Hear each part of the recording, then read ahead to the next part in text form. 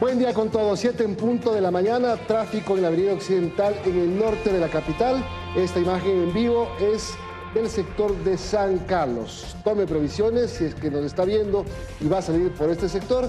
El tráfico fluye, pero hay una carga de tránsito a esta hora en la capital de la República.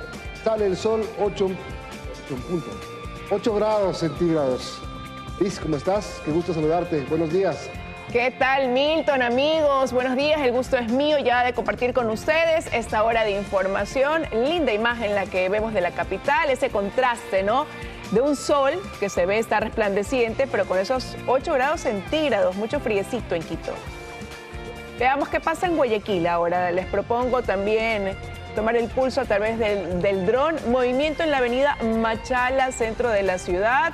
Una vía de importante desplazamiento vehicular, ya ustedes lo ven, a esta hora 7:01 de la mañana, así fluye el tránsito. Acá estamos con un cielo algo nublado, ya también comienza a salir el sol, así que prepárese si todavía no sale de casa porque vamos a tener un sol resplandeciente, día de calor. Por ahora 20 grados centígrados, pero seguramente la temperatura pues irá variando también conforme pasen las horas.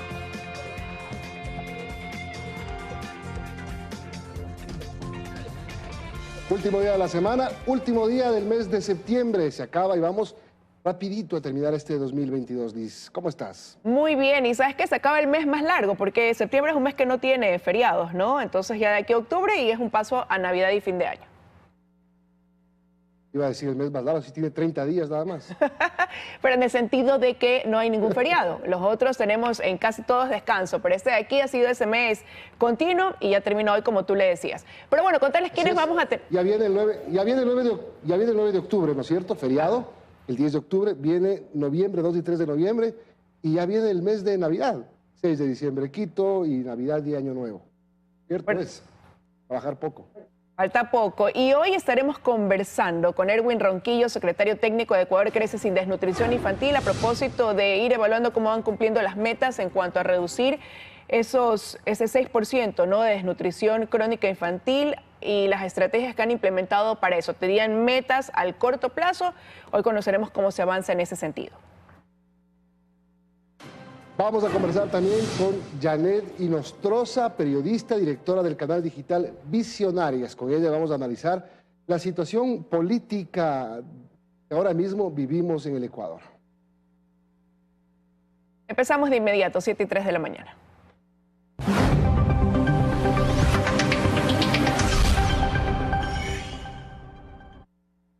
La Procuraduría General del Estado presentó su anteproyecto de la nueva ley de la Procuraduría con el fin de mejorar el enfoque que se ejecuta. El procurador informó que si el Estado perdiera todas las demandas que tiene, debería pagar 57.000 millones de dólares. Mientras cumple su último tiempo al frente de la Procuraduría, Íñigo Salvador presentó el anteproyecto de la Ley de Procuraduría a quienes trabajan por la defensa del Estado y lo hizo explicando parte de las razones que lo motivan. Si el Estado ecuatoriano perdiera todas esas demandas, tendría que pagar 57.000 millones de dólares. No hay arcas fiscales que soporten semejante riesgo. Y así también reaccionó y explicó los montos que adeuda el exgerente de Petroecuador, Alex Bravo, quien salió de prisión bajo régimen semiabierto sin cumplir con multas, reparación integral y penas. El señor Bravo, un monto determinado a él personalmente de 365.000 dólares y en el caso de asociación ilícita junto a otros 50 millones de dólares. Por esto aseguró el procurador que solicitará la información requerida. El tribunal tendrá que darle al señor Alex Bravo 30 días para que cumpla con el pago de la indemnización. Y si es que no lo cumple, entonces tendremos que iniciar nuevas acciones penales contra él por incumplimiento de orden de autoridad competente. Asimismo, se refirió al caso de los hermanos Isaías y manifestó que nunca estuvo dispuesto a sentarse a negociar con sus abogados. Siempre pensé que la demanda de indemnización por daños y perjuicios de 2.000 millones de dólares fue un intento por sentar al Estado a negociar. Y el Estado no se sentó a negociar. Yo nunca admití. Dijo que la justicia que falló a favor de ellos debe estar sometida a presiones. Lamentablemente se ve que los tribunales ecuatorianos están sometidos a muchísima presión. Presión política y probablemente, esto no lo puedo asegurar, presión económica. Investiguen los vínculos de las directivas del Consejo de la Judicatura en la provincia del Guayas con los hermanos de Isaías. De acuerdo con el procurador, en estos y otros casos continuarán buscando mejores condiciones para el Estado ecuatoriano. En Quito, María Gracia Acosta, 24 horas. El presidente de la Corte Nacional de Justicia confirmó que cumplirá con el pedido que le hizo la Corte Constitucional. Así es, aquí se le asegura que enviará una terna para elegir al presidente del Consejo de la Judicatura. Será la tercera terna. El presidente del Consejo de la Judicatura surge de la terna que envía el presidente de la Corte Nacional de Justicia. Mi pronunciamiento seguirá siendo siempre en derecho. La Corte Constitucional así determinó, nos asistió la razón y por lo tanto lo que haré es cumplir con mi deber constitucional. Creo que es fundamental, no por quien habla, ni siquiera solamente por la función judicial del Ecuador, sino por el país que se encuentre debidamente estructurado el órgano de gobierno de la función judicial. ¿Cuándo enviará esta terna? ¿Será una nueva? Voy a analizar y adoptar la resolución. Desde luego, sin perjuicio de que es atribución del presidente de la Corte, voy a conversar con mis compañeros en el Pleno.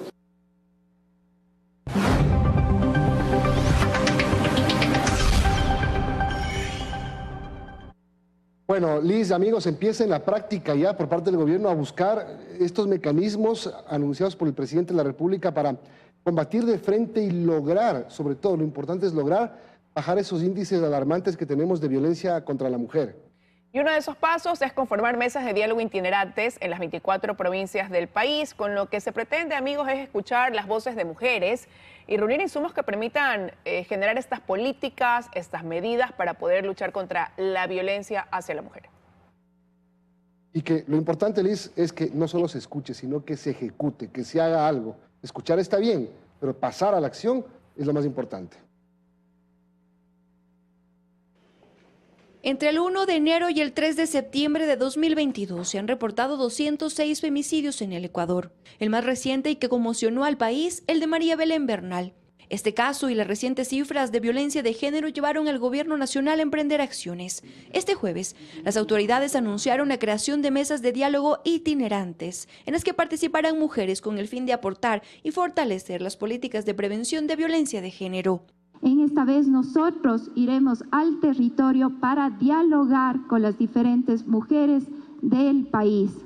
Nosotros no vamos a descansar hasta fortalecer el rol de este ente rector en materia de prevención y erradicación de la violencia contra las mujeres. Para ejecutar este plan, los gobernadores serán los responsables de armar las mesas en cada provincia. Participarán mujeres desde universidades y también organizaciones sociales. De constituir, tal vez por denominarlo de alguna manera, la mesa número 11 de diálogo, nos va a permitir desarrollar una acción en territorio dirigida específicamente a la problemática de la prevención y erradicación de la violencia contra la mujer. A la par, el gobierno prepara un decreto ejecutivo para crear unidades especializadas en prevención de violencia y busca incrementar el presupuesto para erradicar esta práctica que acaba con la vida de decenas de mujeres. Políticas concretas para prevenir la violencia contra la mujer en todas las instituciones de gobierno y promover a través de un decreto ejecutivo que se va a expedir en los próximos días políticas concretas para impulsar justamente el sistema de prevención. Estas mesas de mujeres se instalarán a partir de la semana del 3 de octubre por un tiempo máximo de 3 meses. En Quito, Karen Aro Ruiz, 24 horas.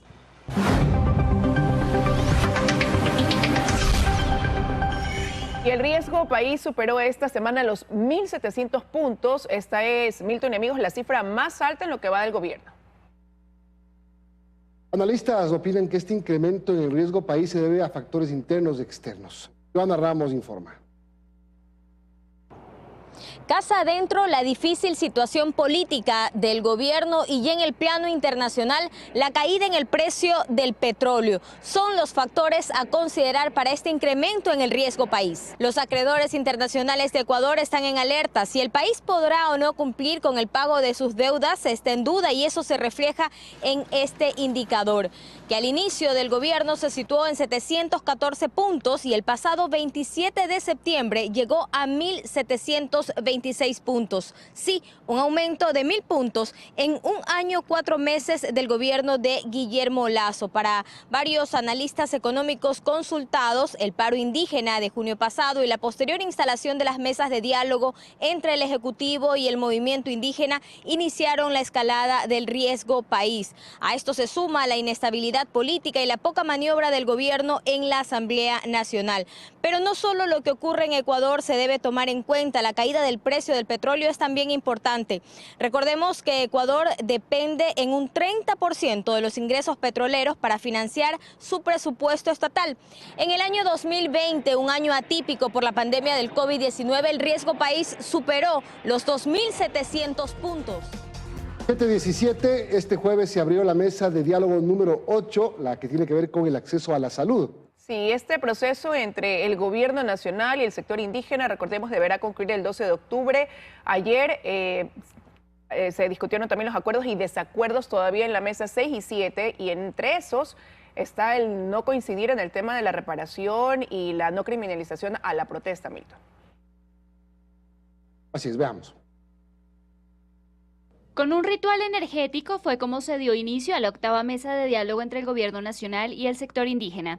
Se trata de la mesa de acceso a la salud, donde las organizaciones sociales presentaron 21 solicitudes, entre ellas proveer de infraestructura adecuada a los centros de salud en las comunidades e impulsar la medicina ancestral. Que tiene que ser, digamos, con autonomía, fortalecimiento, revitalización, con el fin de que la salud ancestral no sea de carácter folclórica, sino que sea reconocida como debe ser. Desde el gobierno nacional no hemos visto una inversión de manera significativa y también que sea atendida en ese sentido.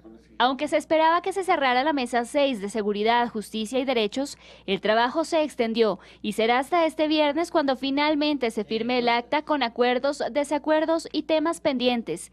Según dirigentes indígenas, esta es una mesa que ha recibido negativas en temas sensibles. Hay una disputa de sentidos en torno a todo lo que fue el paro nacional. Hemos planteado cosas muy concretas que lamentablemente no vemos esa apertura, sobre todo en los temas de persecución, criminalización a los líderes y luchadores sociales. Entre los temas en los que sí se ha tenido avances está la actualización del protocolo para el proceso de rehabilitación y reinserción social de las personas privadas de la libertad. A más de esta mesa, este viernes continuará el trabajo en la mesa de derechos colectivos, mientras que la mesa de acceso a la salud se retomará el martes para escuchar una respuesta del gobierno. El plazo estipulado para estos diálogos finaliza el 12 de octubre. En Quito, Daniela Valencia, 24 horas.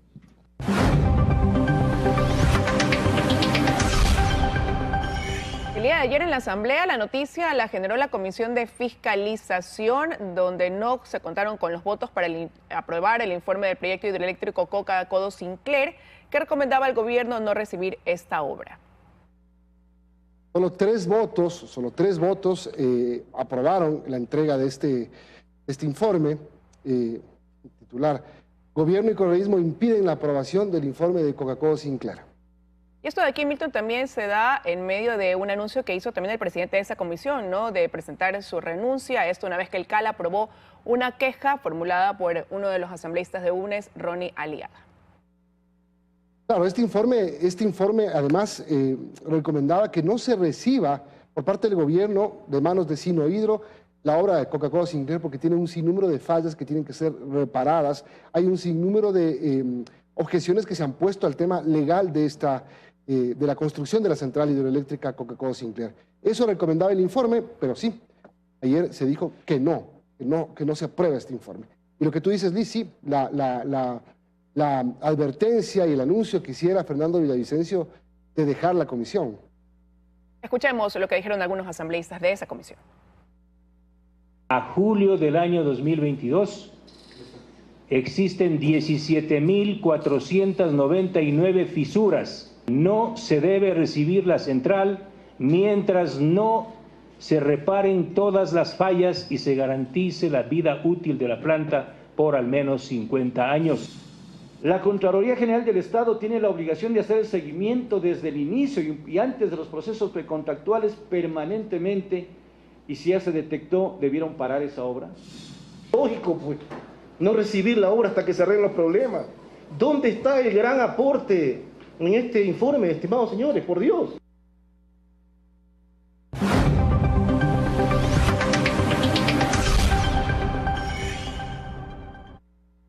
Bueno, hay un récord de ventas de la gasolina Ecopaís, la gasolina que es subsidiada por el gobierno y lidera las ventas, pese a que desde hace un par de meses está ya en el mercado la Ecoplus 89. Y en agosto incluso rompió récords, informa Luisa María Heredia. El consumo de la gasolina Ecopaís subsidiada por el Estado sigue aumentando. En agosto, de hecho, las ventas batieron récords. Datos de la Cámara Nacional de Distribuidores de Derivados de Petróleos del Ecuador revelan que el mes pasado el sector automotor se le vendió más de 1.3 millones de barriles de Ecopaís. Este crecimiento de la demanda responde a una tendencia que incluso antes de la pandemia ya estaba clara, pero principalmente a su costo, pues la Ecopaís, que tiene 85 octanos, tiene un precio fijo de $2.40 el galón, frente a los $3.70 que hoy por hoy vale el galón de la Ecoplus de 89 octanos, que es la nueva gasolina que hace poco más de un mes el gobierno lanzó para hacerle frente a la alta migración de consumidores tras el incremento del costo de la gasolina super de 92 octanos, cuyo precio fluctúa cada mes según el mercado internacional del petróleo y que actualmente se vende a $4.68 el galón. Lo cierto es que debido al subsidio de $1.05 que por galón de Ecopaís paga el Estado ecuatoriano, solo en agosto se gastaron $50 millones y 450 millones en lo que va del año. 7:29 de la mañana y hasta ahora quiero darle la bienvenida al economista Erwin Ronquillo. Él es titular de la Secretaría Técnica Ecuador Crece Sin Desnutrición Infantil. Gracias por estar con nosotros. Buenos días. Muy buenos días. Muchas gracias por la invitación y atento para poder comentar acerca de los avances del proyecto. Sí, no, interesante conocer lo que se va haciendo, lo que se va logrando en este desafío que se ha puesto este gobierno de reducir el 6% dentro de esas cifras alarmantes de desnutrición infantil, y se ha entregado ya alrededor a 25.000 beneficiarios entre mujeres y niños este bono de los primeros 1.000 días, con un presupuesto de 60 millones que había destinado el gobierno para esto, ¿no? Pero la meta es llegar a 37.000 al finalizar este año. ¿Está el camino allanado para poder cumplir ese objetivo? Sí, efectivamente. Nosotros estamos trabajando desde el mes de julio en conjunto con 3 universidades en un proceso de brigadas en territorio. No estamos esperando, el gobierno del encuentro no espera a que las beneficiarias se acerquen, sino nosotros vamos al territorio, estamos yendo a los hogares.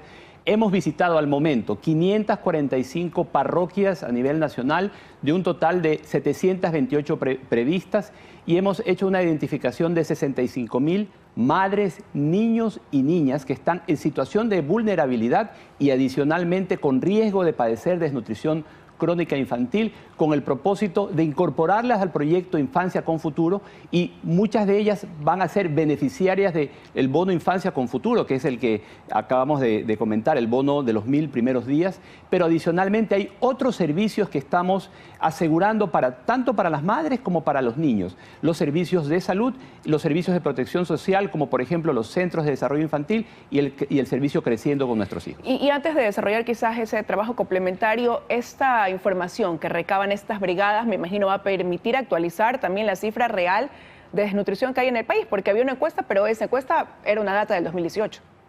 Sí, efectivamente, el presidente Guillermo Lasso estableció una hoja de ruta muy clara para poder reducir la desnutrición crónica infantil en 6 puntos porcentuales, y una de las acciones era tener una encuesta para poder tomar decisiones con información actualizada. No existía información actualizada en el país, el dato más reciente era del año 2018 y había que tener información, y por eso este año el Instituto Ecuatoriano de Estadísticas y Censos, el Instituto Nacional de Estadísticas y Censos, inició una encuesta desde el mes de febrero. Esa encuesta va a tener sus primeros resultados hacia finales del mes de noviembre y vamos a poder conocer cuál es la situación en la que está el país actualmente, que sabemos que vino empeorándose en los últimos años y que se recrudeció durante la pandemia. Milton. Buen día, secretario. De estos 65.349 identificados que usted habla, la cifra que tengo es 51.079 son menores de 24 meses, 14.270 son mujeres embarazadas. La pregunta es, identificar no es lo mismo que atender. ¿Cuántos de ellos están atendidos y con qué? Todas las madres, niños y niñas identificadas, que actualmente son 65.000, y el propósito es llegar a 330.000 a finales de año. Esto es muy importante. Es la primera parte, la primera fase de un proceso que va a terminar en el mes de noviembre de este año. todas van a recibir sus atenciones. Eso es muy importante. Hoy por hoy ya 40.000 de las 65.000 están recibiendo todas las atenciones de salud a las que tienen derecho en base a su edad gestacional, y adicionalmente 27.000 ya han recibido consejerías distintas acerca de salud, higiene, lactancia materna, que es extremadamente importante en este proceso, y adicionalmente también hemos encontrado niños sin registro de nacimiento, y esto es también muy grave porque aquellos niños que no son registrados, que no tienen una inscripción de nacimiento, no los podemos ubicar y obviamente no pueden recibir los servicios. Y por esa razón, otra de las acciones es trabajar en conjunto con el registro civil, y hoy por hoy más de 47.000 niños de todo ese gran, digamos, de ese gran universo han podido tener ya su inscripción de nacimiento. Ahora, usted dice que para finales de noviembre va a estar lista la encuesta. Está bien hacer una encuesta para tener datos más reales y más claros, pero me imagino que este año y medio habrán trabajado con los datos de 2018. ¿Puede verse algún resultado ya? Digamos, la meta del gobierno es 6 puntos porcentuales hasta 2025. En este tiempo, ¿cuánto se ha bajado? Sí, efectivamente, nosotros venimos trabajando con los datos del 2018 y por eso hemos hecho esa determinación de priorización de los cantones y parroquias. Hay 728 parroquias que se han priorizado para esta primera intervención en territorio, que son aquellas que tienen las más altas tasas de desnutrición crónica infantil y adicionalmente los más altos niveles de necesidades básicas insatisfechas. Ahora, para poder tener el dato real, el dato de desnutrición del país, hay que hacer una encuesta. Nosotros trabajamos en conjunto con el Ministerio de Salud Pública. El Ministerio hace una medición permanente de estos niños, cuál es su crecimiento, su evolución, su nivel de desnutrición crónica infantil, pero para poder entregarle al país un dato técnicamente elaborado, técnicamente construido, hay que hacer una encuesta y esa es la que va a estar a partir de noviembre. Ahora, usted señalaba, ¿no?, que las brigadas... Milton. No, solo quería precisar, perdón Liz, solo quería precisar la última parte de mi pregunta, que es que se ponen como meta bajar 6 puntos porcentuales en 4 años, me imagino que casi a la mitad del periodo habrán bajado 2 puntos porcentuales, ¿o no? Nuevamente, hay dos cosas. Primero, que la encuesta del 2018 es una encuesta desactualizada, que debido a la pandemia, la situación de desnutrición crónica infantil ha empeorado. Para poder tener esa línea base, ese punto de partida. Desactualizada pero real, desactualizada sí, pero real. O sea, hay más, me imagino, pero los datos son. Así es, hay más desnutrición crónica infantil y ese es el dato que vamos a poder tener a finales de este año. Pero un poco lo que dice Milton es, quizás no se han puesto qué porcentaje se va a reducir de esos 6 divididos en los 4 años de gobierno, qué porcentaje cada año, como sí, para tener una medición real y concreta. Para poder impactarle a la desnutrición crónica infantil hay que comenzar a trabajar en este año, por ejemplo, en esta captación temprana. Y esos niños que van a ir creciendo, que van a formar parte de este programa, son los que van a ir teniendo, sobre quienes se les van a ir viendo los resultados en los próximos años. Por eso la medición o la meta de los 6 puntos porcentuales no es tampoco un cálculo lineal que se tiene que dividir así, dividido para 3 como usted lo hizo, como está haciendo el cálculo, sino más bien hay que ir haciendo las mediciones de manera técnica y esa es la forma en que debemos proceder. No podemos lanzar un número sin tener un cálculo como la encuesta que va a tener sus resultados a finales de este año. Ahora, pero hay factores externos que inciden también en que logren esa meta de bajar ese porcentaje y que en el camino más bien no suba, porque claro, hoy se identifica a quienes están pasando por desnutrición, pero ¿cómo se previene? ¿Cómo se previene ese embarazo adolescente, que es un factor que suma a la desnutrición infantil? ¿Cómo se previene el hecho de que esas jóvenes que quedan embarazadas y deciden tener, pues obviamente, sus bebés, reciban la atención que merecen? La falta de empleo, que se traduce también en un tema social, económico, que conlleva otro problema, que es la mala alimentación, y eso por nombrar algunos ejemplos. Efectivamente, la política pública para prevenir y reducir la desnutrición crónica infantil está enfocado primero en la prevención, tal como su nombre lo describe, y adicionalmente en los 1000 primeros días de vida, y consiste en asegurar las atenciones de salud para las madres, para los niños y para las niñas, asegurar servicios de protección social, entre esos el bono, pero no es el único. El otro es el Servicio de Desarrollo Infantil, los centros de desarrollo infantil que tiene el MIES, donde actualmente hay 85.000 niños y niñas, y adicionalmente hay hay un servicio que se llama Creciendo con Nuestros Hijos, que son educadoras familiares que visitan a cerca de 200.000 madres, niños y niñas durante, digamos, hacen unas visitas semanales y en cada una de esas visitas reciben consejería acerca de buenos hábitos de alimentación, de nutrición, lactancia materna, de la importancia de hervir el agua, y son varias acciones que se hacen justamente dirigidas hacia la prevención. Pero en ese tema último usted dice... sí, claro, ahí puede haber un seguimiento porque son visitas semanales, pero en los otros que mencionó, ¿cómo garantizar que no quede en un primer acercamiento? ¿Qué tipo de seguimiento hacen ustedes desde la Secretaría a esas madres? Sí, nosotros vamos a presentar ahora en el mes de octubre un sistema de seguimiento nominal. Este es un sistema que se comenzó a trabajar desde el año anterior y que permite hacer un seguimiento de todas las atenciones de las madres, de los niños, de las niñas, desde que las madres reportan estar embarazadas, es decir, desde que van a su primera cita en el centro de salud, y a partir de ese momento podemos ir haciéndole un seguimiento tanto al desarrollo del embarazo como, una vez que el niño nace, al crecimiento del niño durante los 2 primeros años de vida. E inmediatamente que existe una evidencia de que está dejando de crecer, poder tomar acciones como, por ejemplo, entregar hierro, ácido fólico, vitaminas, micronutrientes, tanto a las madres como hacia los niños. Ahora, un tema que resulta quizás tan difícil como el primero, o a lo mejor más, porque no depende solo de ustedes, porque el tema de la desnutrición no se combate solamente con alimentación ni con acceso a la salud. Depende de los gobiernos autónomos descentralizados, que es el tema de la salubridad, el acceso al agua potable, el acceso a servicios básicos. Entonces ustedes tienen que convencer y comprometer a los municipios para que hagan la obra necesaria para que la gente que vive en estas condiciones de pobreza tenga por lo menos el acceso a los servicios básicos, de los cuales también depende combatir la desnutrición crónica infantil. Y usted ha dicho algo extremadamente importante. En esta lucha debemos trabajar juntos, no solo desde el gobierno nacional, sino también desde los gobiernos autónomos descentralizados. Y en ese sentido quiero darle 2 noticias. Primero, que el presidente Guillermo Lasso ha establecido una línea de crédito especial para los gobiernos autónomos descentralizados que permite reducir la tasa de interés y aumentar el plazo. Adicionalmente, al día de hoy ya se han entregado cerca de 58 millones de dólares para proyectos tanto de agua potable, saneamiento y riego a los gobiernos autónomos descentralizados. Solo en este gobierno son 58 millones de dólares destinados para los GATS. Y adicionalmente, en conjunto con el MIDUBI, estamos entregando, esto ya iniciamos también desde el mes anterior, 505 kits de agua y saneamiento que son dirigidos para aquellas madres del proyecto Infancia con Futuro que hemos determinado, que se ha identificado que tienen problemas de acceso a agua segura, y ellas van a recibir esta facilidad, esta ayuda totalmente gratuita como parte del proyecto Infancia con Futuro del presidente Guillermo Lasso. Yo sé que los temas no son absolutamente lineales, de cálculos matemáticos, como usted dijo, secretario, pero de los 221 municipios, ¿cuántos o qué porcentaje cree usted que están comprometidos con combatir la desnutrición crónica infantil? Porque las tareas de los alcaldes se centran en otras cosas, tapar huecos, hacer veredas, construir pasos peatonales, etcétera. Este tema puede ser no tan visible para ellos.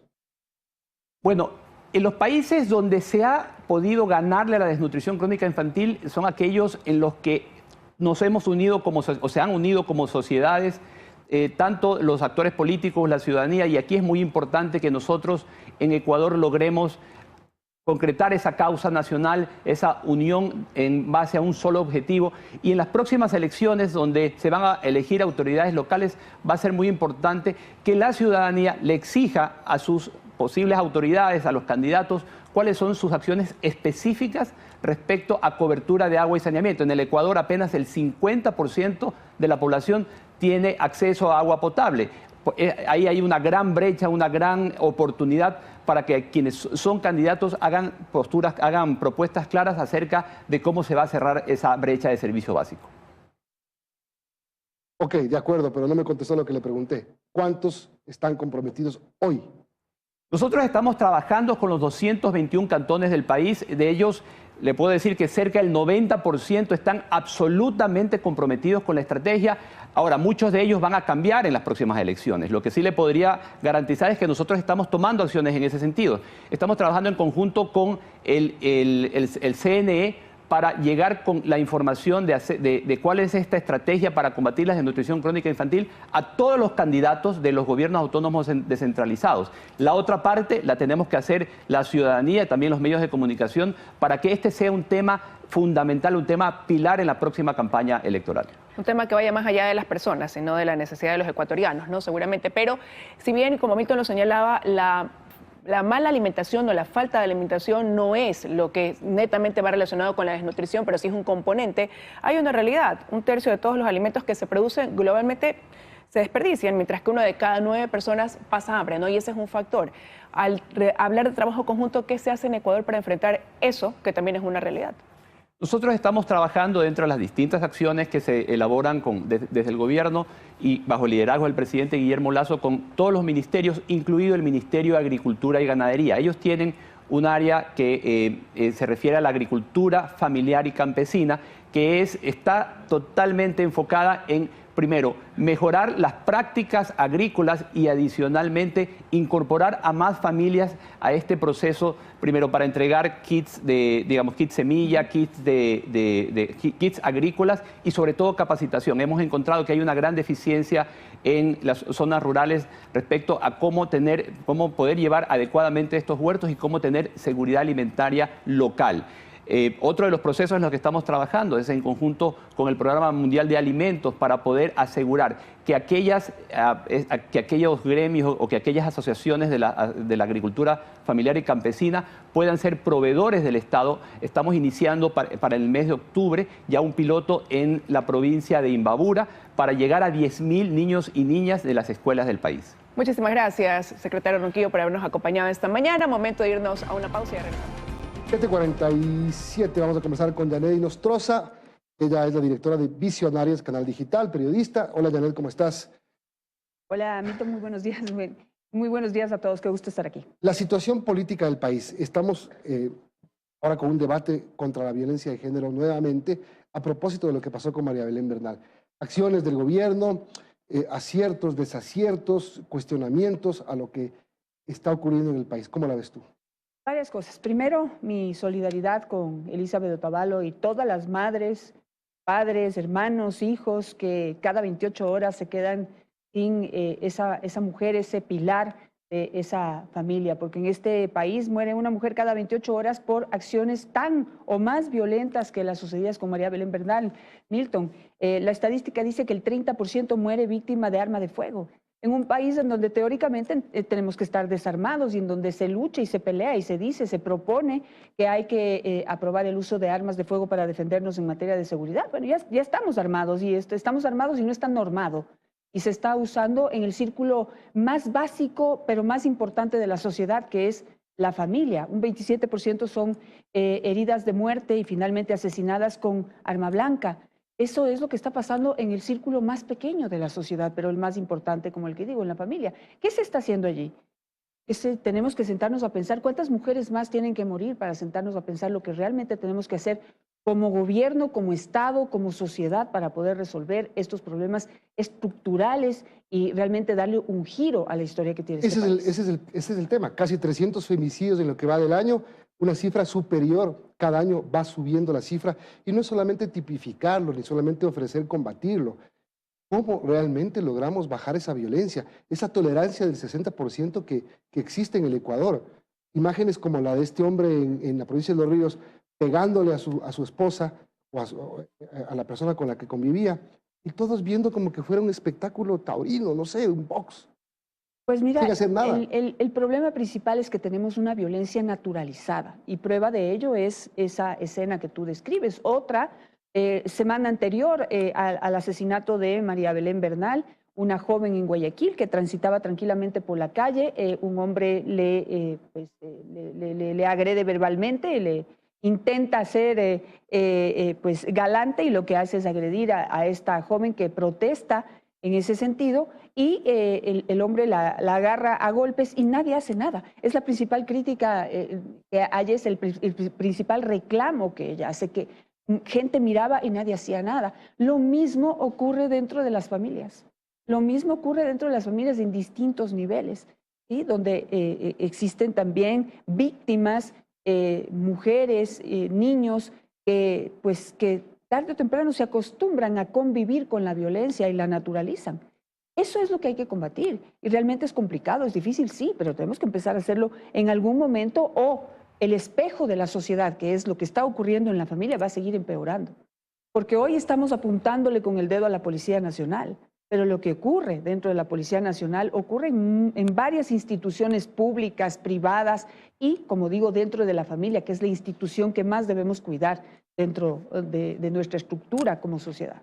Janet, buenos días, qué gusto compartir contigo. Y de ahí la pregunta es, ¿cuándo, no? Porque este es un tema del que venimos hablando ya desde hace 8 años atrás, cuando comenzaron a registrarse este tipo de delitos. En este gobierno se incrementa un presupuesto a la Secretaría de Derechos Humanos, pero hay solo un 5% de ese presupuesto más o menos ejecutado. Entonces también cómo entender, ¿no? Que entremos en este debate, que haya dinero, pero el resultado sigue siendo el mismo en el país. Liz, ¿qué tal? ¿Cómo estás? Buenos días, qué gusto verte, aunque sea a la distancia. Mira, 23 millones de dólares son mejor que $1 millón que había hasta el gobierno anterior, que lo eliminaron al final, no había nada. O sea, 23 millones de dólares son definitivamente mejor que nada, pero no son igual suficientes para hacer todo lo que hay que hacer. Y lo que yo digo es que para poder afrontar este problema no solamente hace falta dinero, no solamente hace falta un gobierno que decida apoyar y dedicarse a trabajar en este tema, sino que necesitamos una sociedad que esté consciente que la solución parte por lo que cada uno puede hacer. No, tenemos que eliminar este pensamiento absurdo que tenemos de solamente señalar al lado y decir que el gobierno lo haga, que la Secretaría de Derechos Humanos lo haga, que la Asamblea Nacional lo haga, que el policía lo haga. Ese es un problema que nos compete absolutamente a todos. Si no lo entendemos al problema en su estructura, como es, entonces no va a haber dinero que alcance para poder resolver los problemas que hoy estamos viviendo en las calles y reflejado de lo que ocurre cada día en las familias, en las casas, dentro de los hogares de las familias, en donde asesinan con arma de fuego a las mujeres y por sus parejas, asesinatos cometidos por sus parejas. Entonces, si eso ocurre entre 4 paredes, por eso no lo vemos. Cuando lo vemos entonces en una institución policial, entonces ahí sí nos impacta y nos impresiona y nos rasgamos las vestiduras y la Asamblea Nacional se activa y dice que quiere trabajar y forma comisiones vigilantes y amenaza y todo, pero ¿y lo que hay que hacer en el día a día para poder trabajar con este problema que es un problema silencioso cuyos resultados se visibilizan y no nos impactan, es parte de nuestra normalidad? Eso es lo que estamos viviendo. Y Janet, este último caso, el femicidio de María Belén Bernal, también nos lleva a analizar esa toma de decisiones por parte del gobierno, ¿no?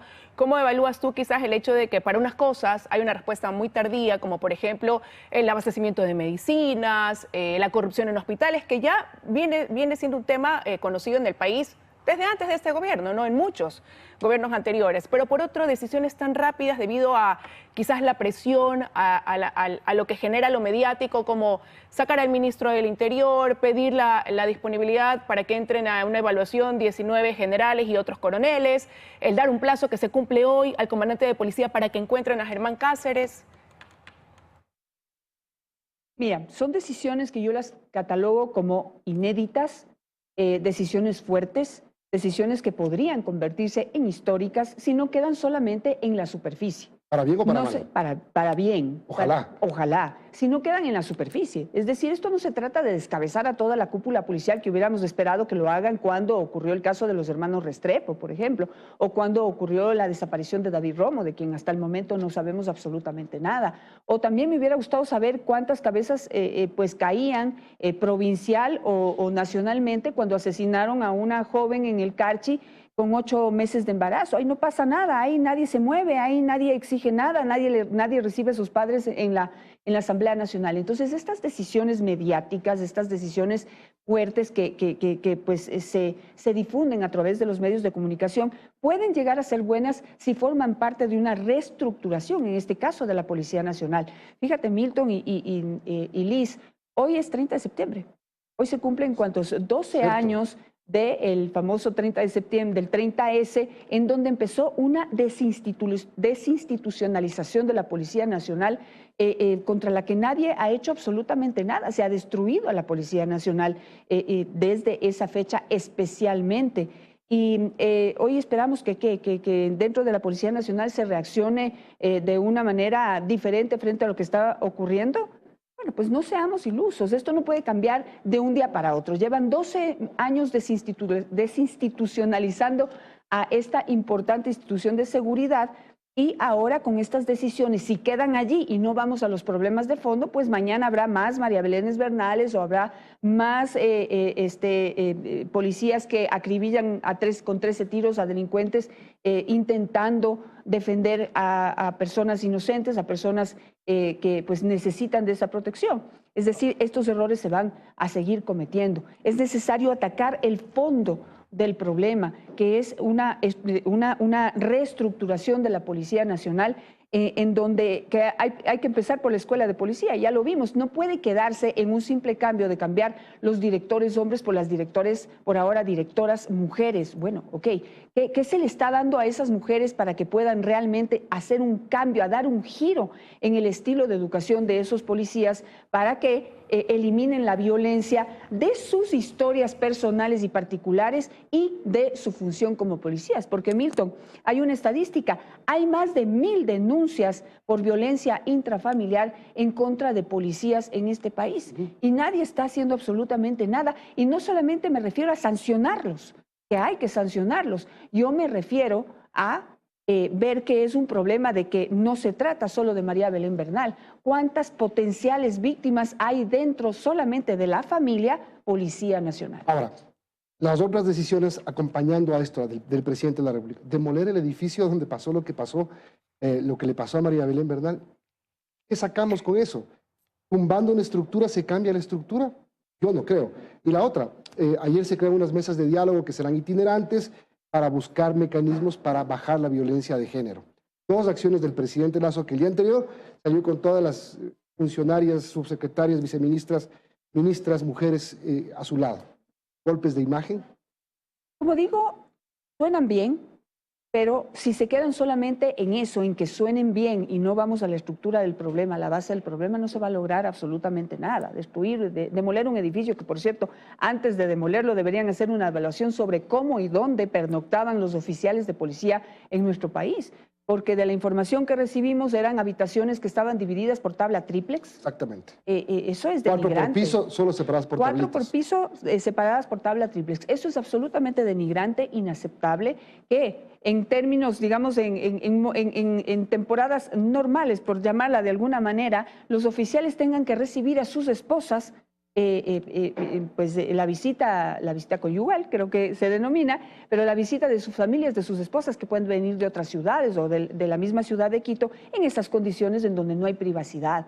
O sea, ni lo más mínimo se respeta. No quiero imaginarme de ahí para adelante que otros malos tratos estaban recibiendo oficiales de policía, instructores y también los cadetes. Ok, aquí el tema principal es, ¿le podemos creer al presidente Lasso con esta intención de fortalecer una política contra la violencia de género? Bueno, yo la verdad soy una persona práctica. Digo, porque normalmente en este país reaccionamos a lo que pasa. O sea, mañana hay una cosa y todos nos movemos sobre ese tema.